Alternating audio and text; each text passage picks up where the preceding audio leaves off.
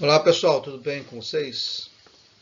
Aí, professor Josué aqui na área de novo, para apresentar para vocês a videoaula As Bases do Capitalismo Moderno, Estágios e Repercussão no Mundo do Trabalho. Ok? Espero que todos estejam bem e bem animados para essa semana que vai acontecer. A prova bimestral, pelo menos está agendado, né? E aí eu fiquei prometendo para vocês essa videoaula um pouco mais explicativa e de modo a fazer uma revisão do assunto para abordar a última questão que vai cair na prova, tá bom? Vamos lá então. Como conteúdo, a gente vai estudar o capitalismo. E no capitalismo, o capitalismo moderno, tardio, que Adorno diz, né? Os estágios e repercussão no mundo do trabalho. Como objetivo, reconhecer elementos centrais do mundo do trabalho, analisar e comparar etapas do capitalismo e refletir sobre eventos decorrentes do capitalismo industrial. A habilidade em questão é a M13CHS402. Analisar e comparar indicadores de emprego, trabalho e renda em diferentes espaços, escalas e tempos, associando-os a processos de estratificação e desigualdade socioeconômica. Então vamos ver um pouquinho sobre desigualdade, como ela surge também dentro desse sistema embasado no lucro, que é o capital. Para começar, nós apresentamos na lousa 3 frases sobre o trabalho. O trabalho dignifica o homem, todo trabalho merece recompensa, quem é novo não trabalha, quando velho come palha. São frases do senso comum que abordam o tema do trabalho, muitas vezes para incentivar, né, motivar as pessoas a trabalharem, e também para reforçar esse preconceito de que o trabalho só fica rico quem trabalha, né? E quem é pobre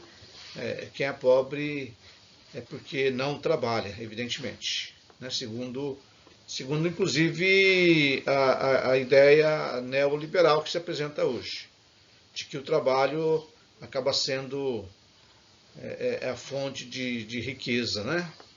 Nem sempre isso corresponde à verdade. A gente sabe muito bem disso. E aí a pergunta que se faz é, na sua opinião, qual dessas frases sobre trabalho faz mais sentido para vocês? Para você. E aí você explicar, né? O melhor da filosofia é você explicar o seu pensamento, argumentar, né? E aí argumente então sobre o que você acha desse trabalho. Se você tem alguma outra frase, também apresente, tá? E faça o comentário seu. No mundo do trabalho, esse é o grande foco do conteúdo, né? O mundo do trabalho, nós podemos chamar de mundo do trabalho o contexto em que os seres humanos se esforçam de forma intelectual. Vamos lá, vamos fazer um marcador de texto aqui. Então, a gente pode dizer que o mundo do trabalho, o trabalho é o esforço de forma intencional a extrair elementos e modificar a natureza com objetos diversos, dentre eles a obtenção do lucro, tá bom? Esse é a grande sacada do capitalismo moderno, capitalismo tardio, né? Que é a obtenção do lucro, e o lucro, quanto maior, melhor, né? Então, o mundo do trabalho engloba o trabalho que produz as condições para a existência humana. produz condições para a existência humana, de fato é verdade, né? É a partir do trabalho que a gente sobrevive. O meio ambiente, o contexto em que o trabalho se desenvolve, o trabalho ele é desenvolvido no meio ambiente, né? A partir da extração dos recursos naturais.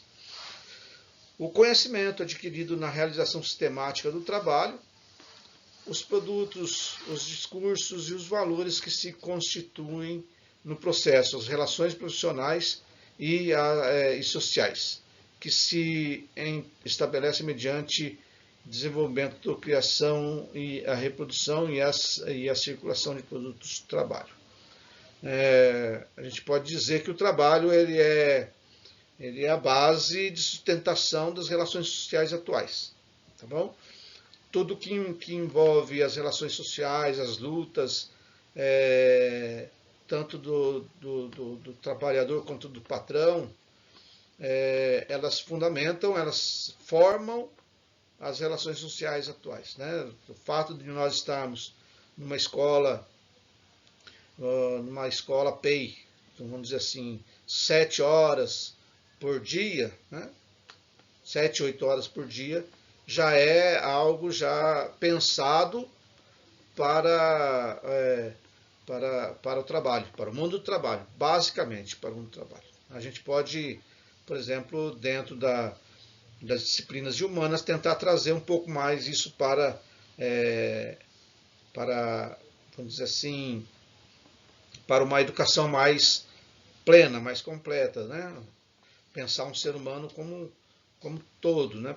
A partir da filosofia. Mas a gente acaba vendo que matérias como a filosofia, as matérias de humanas, elas não sobrepõem tanto quanto as de exatas, porque as de exatas é que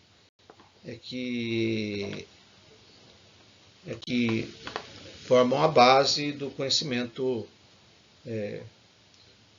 da produção.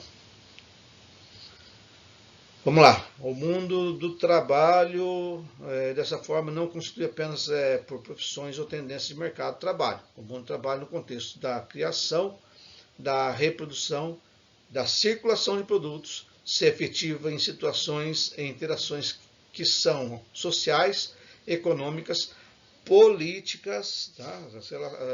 O mundo do trabalho envolve as relações políticas, as interações políticas. Por que políticas?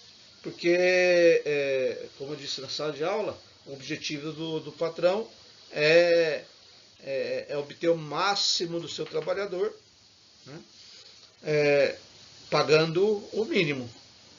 Esse é o objetivo, é o grande objetivo do empreendedor, né, aquele que se coloca como patrão, como capitalista. E o grande objetivo do trabalhador, de todo trabalhador, é ganhar mais e trabalhar menos. Obviamente, isso vai para a luta política do dia a dia, né? O Congresso nada mais é, onde estão os deputados, nada mais é do que onde se dá esse embate, né? Onde se trava esse embate de ideias de trabalhadores versus a ideia dos patrões. Isso lá no parlamento, né, onde se dá a fala, onde se dá o discurso. O mundo do trabalho, como diz Fígaro, é um mundo que passa a existir a partir das relações que nascem motivadas pela atividade humana do trabalho e, simultaneamente, conformam e regulam essas atividades. É um microcosmo da sociedade que, embora tenha especificidade, é capaz de revelá-la. Ok? Então, Fígaro vai sintetizar toda essa ideia que eu acabei de falar agora, né? Que na sociedade as relações sociais estão fundamentadas nas ideias, nas disputas, na dicotomia entre patrão e trabalhador, entre patrão e empregado. Tá? O patrão é o grande capitalista, aquele que tem o meio de produção na mão, aquele que tem o controle dos meios de produção, a propriedade, vamos dizer assim, né? seja indústria, seja grande latifúndio, fazendas que geram riquezas, né? O agronegócio, o que mais? Bancos no sistema do capital financeiro, enfim. Esses são os capitalistas. E os trabalhadores são aqueles que só têm a mão de obra, a força de trabalho para vender o seu tempo, o seu precioso tempo para vender para o capital. Ok? Então aí a gente precisa se colocar no lugar, né? Quem nós somos? Se nós somos capitalistas, donos do meio de produção, se nós somos trabalhadores, porque só temos a força de trabalho para vender. Então, dentro do escopo do trabalho, né, dos trabalhadores, há várias divisões, né? Foi discutido na sala de aula, mas tem trabalhadores que ganham bastante, ganham muito, tal, mas não deixa de ser trabalhador, né? É isso que eu quero dizer. Não deixa de ser trabalhador, embora ganha muito, não tem um meio de produção. Ele trabalha para quem tem um meio de produção, seja banco, seja empresa, seja agronegócio, enfim. Seja um youtuber, né, que a gente nem conhece quem é o patrão, seja um uberizado, né, um trabalhador uberizado, aquele que trabalha com Uber e tal, que também não sabe quem é o dono do meio de produção, mas é uma produção que está sendo gerada. E você está contribuindo para que essa riqueza seja construída a partir do seu trabalho. Para frente. Conhecer as transformações ocorridas no mundo do trabalho nos permite entender o movimento histórico das relações humanas nas suas respectivas economias sociais, políticas e culturais. Então, cultural também, né? Porque tudo isso, se você produz, se há produção cultural também. Então, não há como você fugir desse dilema. O trabalho como forma de produção e de reprodução das condições de existência humana orienta a nossa relação com a natureza, apropriação e transformação, que pode ser predatória ou sustentável, né? Esse é o grande dilema do ser humano, da humanidade. Qual é a produção, qual é a produtividade que nós queremos, né? O sistema produtivo que nós queremos. Queremos uma exploração predatória que acaba destruindo o meio ambiente e a natureza e diretamente, nem indiretamente, eu diria, acaba destruindo também o ser humano, a nós também. Com os homens, então, que pode ser uma exploração predatória ou sustentável com outros homens, o intercâmbio, a cooperação, a exploração, e com as formas de apropriação do espaço, formação da propriedade privada, etc. Interessante aqui, por exemplo, um exemplo de exploração predatória com os outros homens, né? A questão da escravidão foi uma exploração predatória. Então, se tirava o trabalhador do seu espaço natural, da sua família, separava a família, má alimentação, enfim. Isso no contexto da escravidão negra, né? É uma exploração predatória. Sustentável é você dar, vamos dizer assim, manter esse trabalhador, né? Essa relação sustentável entre os homens é você dar ao trabalhador a oportunidade dele se manter com saúde para que ele possa produzir, entendeu? Aí vem a questão de diferença salarial, de direitos também, né? Porque o capital entendeu que se você não der condições de trabalho adequadas ao trabalhador, você tem uma produção reduzida. Okay? O trabalhador frustrado, ele não chega a produzir, a não ser pela prática da violência. Tá bom? Então isso é um dilema. Ou com as formas de apropriação do espaço mesmo, né? Formação da propriedade privada, coletiva, a exploração dos minérios, dos recursos naturais, enfim, e aí por diante. O capitalismo. O que é o capitalismo, né? No capitalismo, a propriedade dos meios de produção e mão de obra encontra-se em polos separados, né? Então, os donos do meio de produção, os donos da propriedade e a mão de obra, quer dizer, o trabalho. Então, um está em lado oposto ao outro, né? A gente fala que existem interesses antagônicos, né? Aqui está separado, polos separados, mas é polos antagônicos, tá? O que é bom para o trabalhador, para o empregado, para a mão de obra, é ruim, é péssimo para o meio de produção, para o capitalista. O que é ruim para o trabalhador, para a mão de obra, certamente é ótimo para o capitalista, para o patrão. É isso que está querendo dizer aqui. Assim, de um lado, um pequeno grupo possui controle sobre os meios de produção, a elite, os ricos, né? Que eu considero os ricos, estão aqui. São os donos do meio de produção. Os consumidores e a distribuição dos produtos.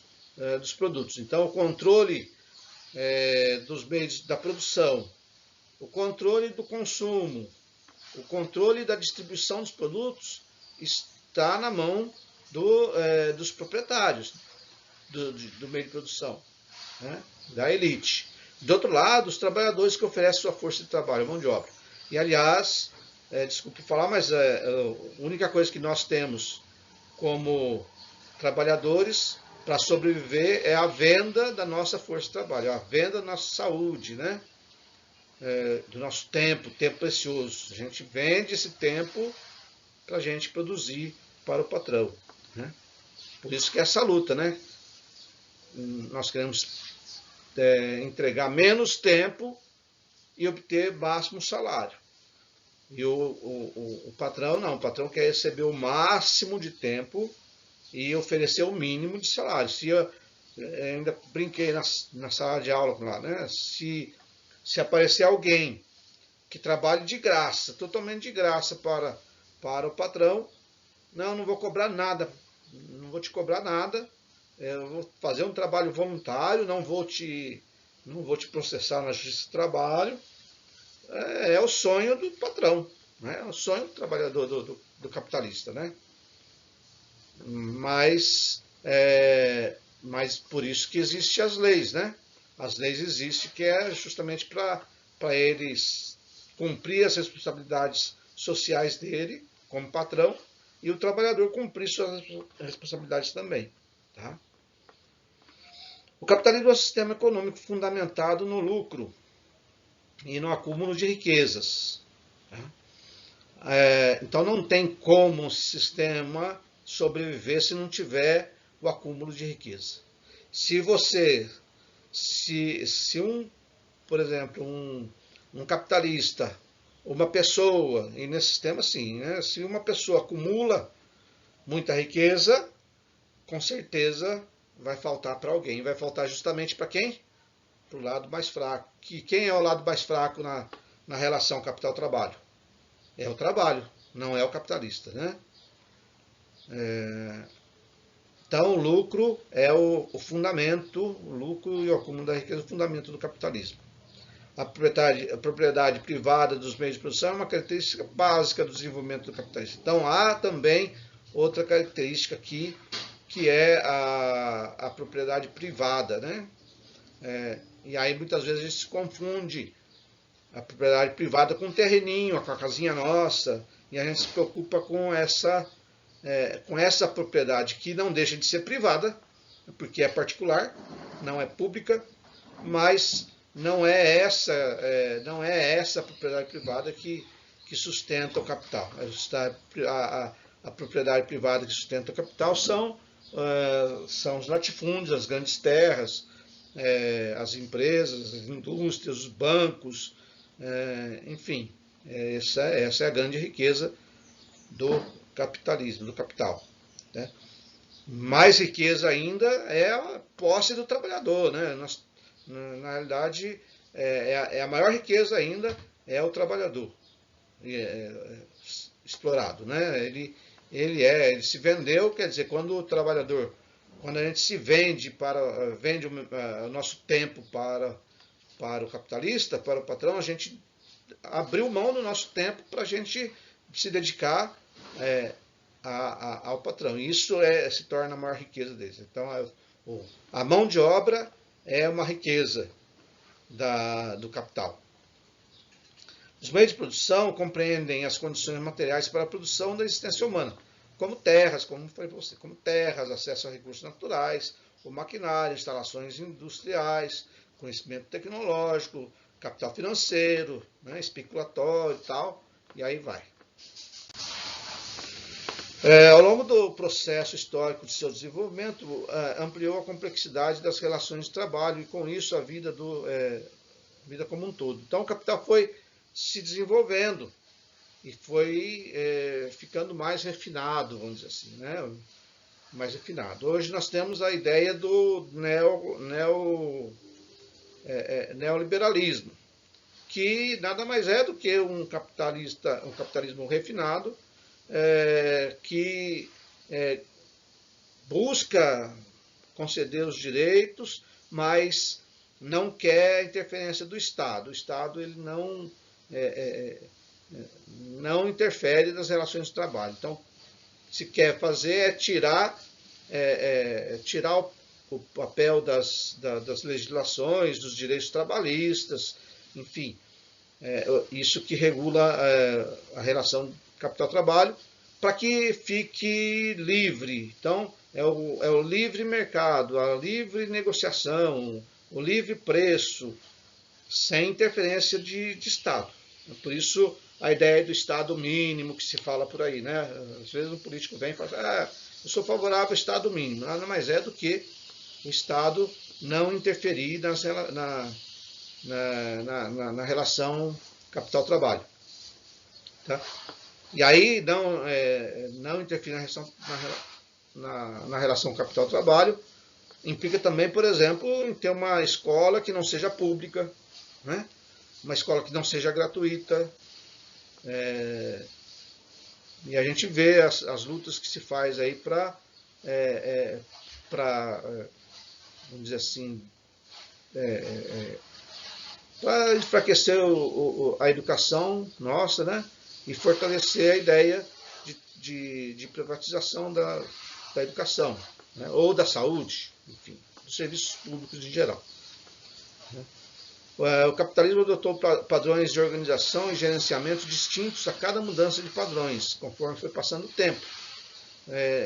Efeitos colaterais podem ser identificados por outros aspectos da vida social, por exemplo, padrões rígidos de produção e exploração do trabalhador, que repercutiu na formação de sindicatos. Então, uma coisa importante aqui são os sindicatos. Qual que é a função do sindicato? A função do sindicato, então falando aqui de sindicato dos trabalhadores, não é sindicato patronal, né, porque também existe o patronal, existe o sindicato dos trabalhadores e o sindicato patronal.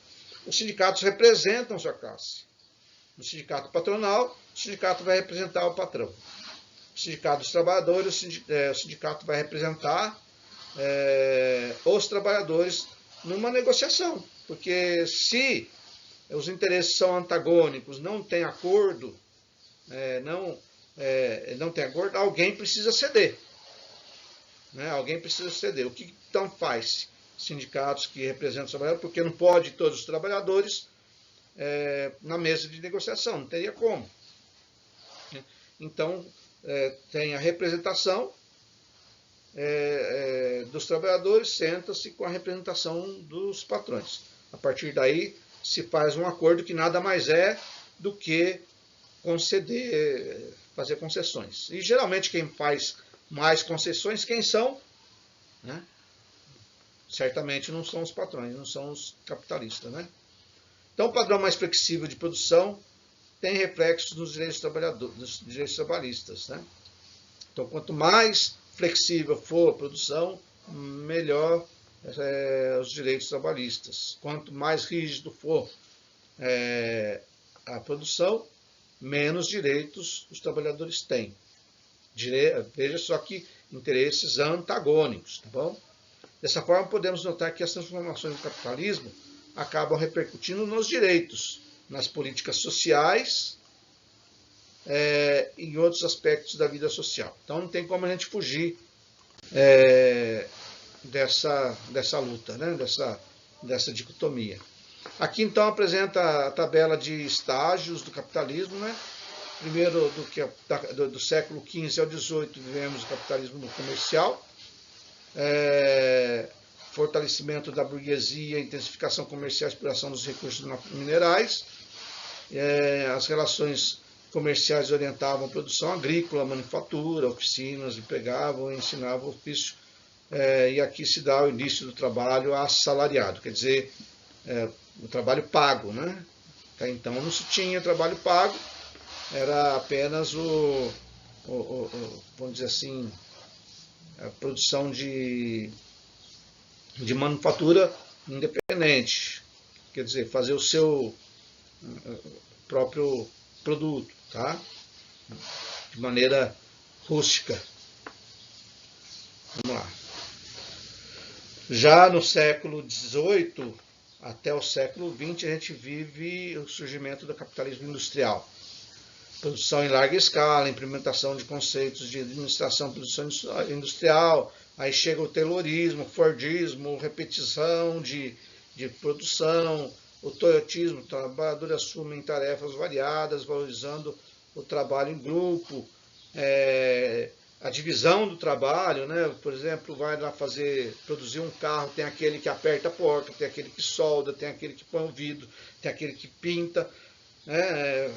E aí vai, né? O trabalho, ele não muda, você, por exemplo, não constrói um carro inteiro, do zero.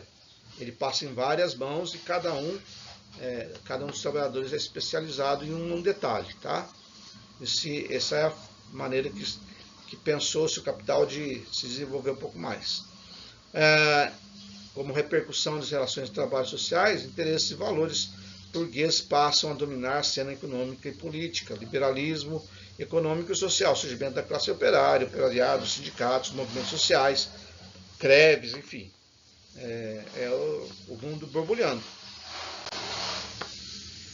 Em meados do século XX surge o capitalismo financeiro, o especulatório, né, exigência de mão de obra especializada, incorporação da automação, mudança dos ramos da identidade comercial e de serviços, valorização de atividades voltadas para os desenvolvimentos tecnológicos. Surge a internet, enfim, é a nova fase desse capitalismo, porque agora envolve a questão financeira, não é mais a indústria, mas é o capital especulativo que está em torno agora. Fortalecimento das multinacionais, das bolsas de valores, a globalização também vem, né?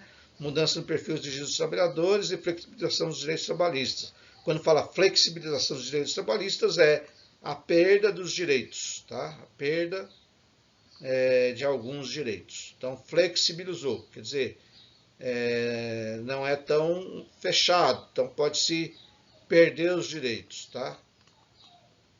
Incremento científico e tecnológico da produção, maior oferta de produtos de alta complexidade tecnológica. E o fortalecimento do setor de serviços, tá? Aqui surge também o empreendedorismo. Bom, eu acho que é por aí. Eu acho que espero que a gente possa ter feito uma boa revisão.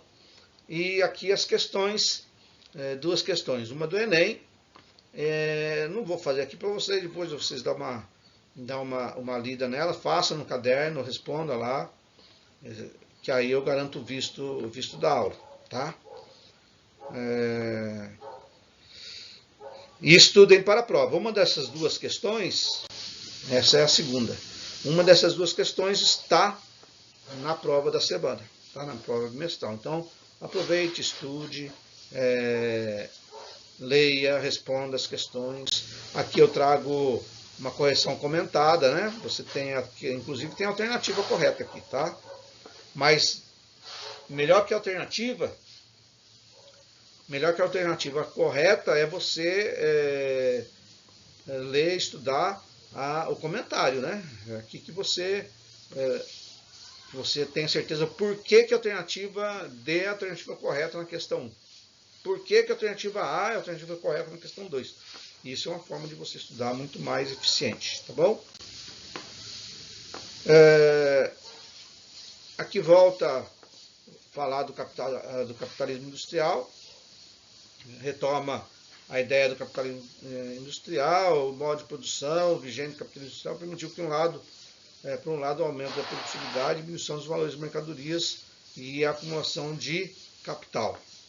Por outro lado, o capital industrial levou os trabalhadores a longas e exaustivas jornadas de trabalho com condições precárias e salários baixos. A substituição da produção artesanal, que é o que eu falei antes, né? Antes do trabalho assalariado, havia produção artesanal. Você pegava um produto e construía ele por inteiro, do início ao fim.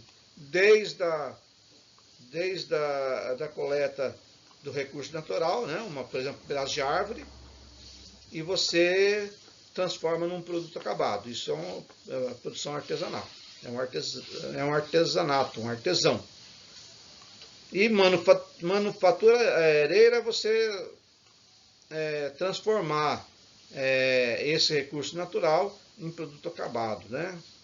Então, a manufatura é uma característica do capitalismo industrial.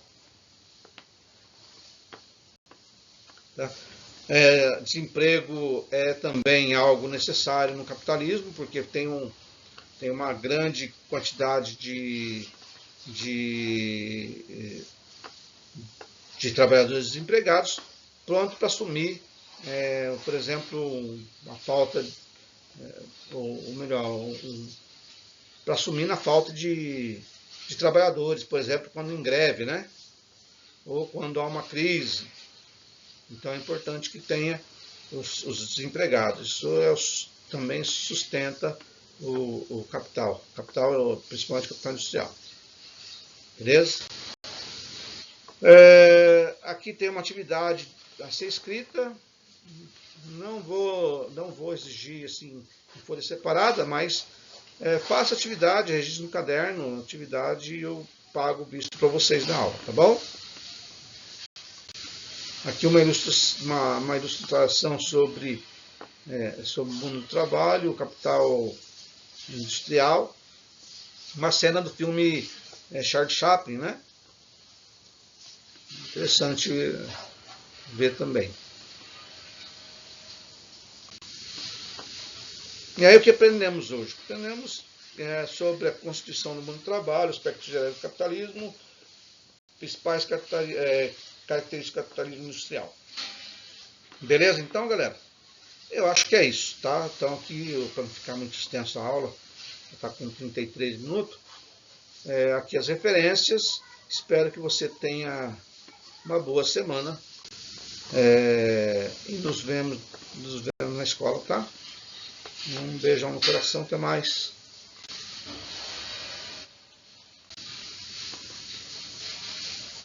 Tchau.